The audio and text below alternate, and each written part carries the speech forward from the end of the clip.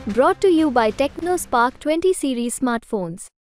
दोस्त इजराइल पर एक तरफ ईरान के हमले ने दुनिया की टेंशन बढ़ा दी है, तो दूसरी तरफ जहां भारत ने इस जंग को लेकर शांति की बात कही, तो पाकिस्तान भी भारत की नकल करने उतर आया। पाकिस्तान ने मध्य पूर्व के घटनाक्रम पर गहरी चिंता व्यक्त की। पाकिस्तान की ओर से इस जंग को लेकर कहा गया कि स्थिति को स्थिर करना और शांति बहाल करना अब बेहद जरूरी है। हम सभी पक्षों से अत्यधिक संयम बरतने और तनाव कम करने की दिशा में आगे बढ़ने का आह्वान करते हैं। तो ये था उस पाकिस्तान का बयान जो ईरान से मार खा चुका, और दूसरी तरफ इजराइल जिससे पाकिस्तान को डर लगता है, उसे लेकर था।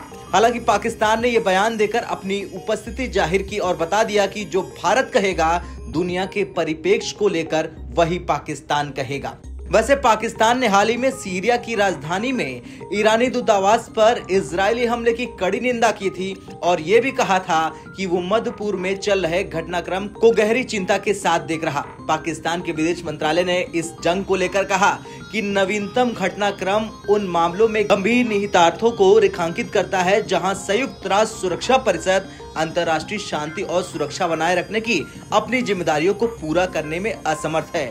स्थिति को स्थिर करना और शांति बहाल करना अब बेहद जरूरी है। हम सभी पक्षों से अत्यधिक संयम बरतने और तनाव कम करने की दिशा में आगे बढ़ने का आह्वान करते हैं।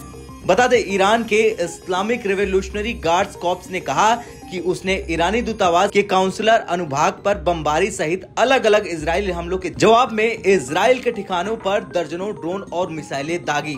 तो वहीं भारत ने भी इस जंग को लेकर बड़ा बयान दिया। विदेश मंत्रालय ने बयान जारी करते हुए कहा कि हम इजराइल और ईरान के बीच बढ़ती शत्रुता से गंभीर रूप से चिंतित हैं, जिससे क्षेत्र में शांति और सुरक्षा को खतरा पैदा हो गया है। हम तत्काल तनाव कम करने, संयम बरतने, हिंसा से पीछे हटने और कूटनीति के रास्ते पर लौटने का आह्वान करते हैं। हम मौजूदा हालात पर करीबी से नजर बनाए हुए हैं। इस क्षेत्र में मौजूद हमारे दूतावास भारतीय समुदाय के साथ लगातार संपर्क में है। ये बहुत अहम है कि क्षेत्र में सुरक्षा और स्थिरता बनी रहे। अब सवाल यह है कि ईरान ने इजराइल पर हमला क्यों किया। दरअसल इजराइल पर ईरान के हमले के बाद मिडिल ईस्ट में तनाव बढ़ गया।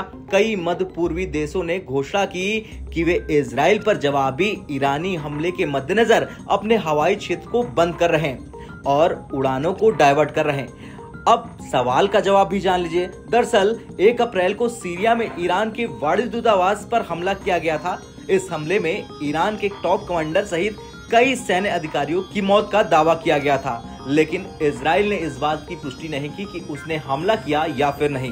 खैर, अब कुछ भी हो, देखना तो ये होगा कि क्या होगा इस जंग में आगे। और पाकिस्तान के बयान को लेकर आपका क्या कुछ कहना है, कमेंट कर जरूर बताएं। ब्यूरो रिपोर्ट, भारत तक।